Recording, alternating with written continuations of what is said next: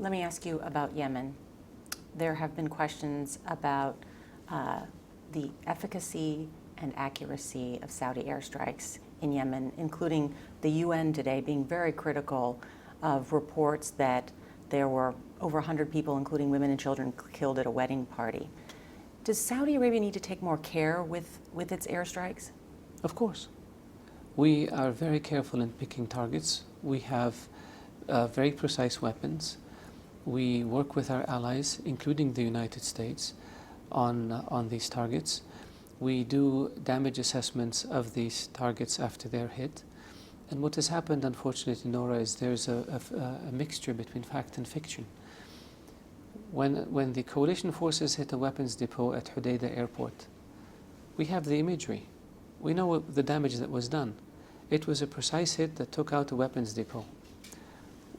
Meanwhile, the Houthis and the Saleh forces lob mortar shells at the port and destroy the cranes. The coalition is accused of destroying Hodeidah port by shelling cranes, which we never did. But there has to be some balance here with regards to where the blame lies. We didn't start this war. The Houthis did. We didn't engage in a coup against the legitimate government of Yemen. The Houthis did. We came in response to a request by the legitimate government of Yemen to defend them from a takeover by a radical militia that's allied with Iran. And we responded to that request with 10 other countries in the coalition.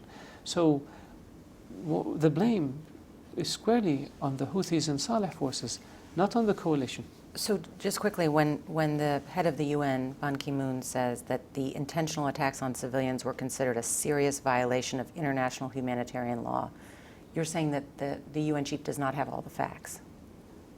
Yes, there was a time when the Secretary General issued a statement saying that the coalition forces, I believe, destroyed a UNDP office in Yemen. But he's saying this in relation to the wedding party. I'm giving you an example. In Yemen, and it turns out that they didn't.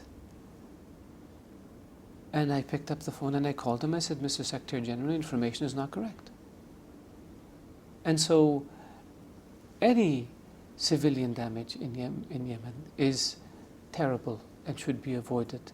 And if there is collateral damage that leads to civilians, it's extremely regrettable.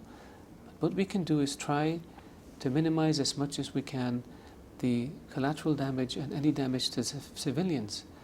But can we prevent it 100%? I don't think you can. This is warfare.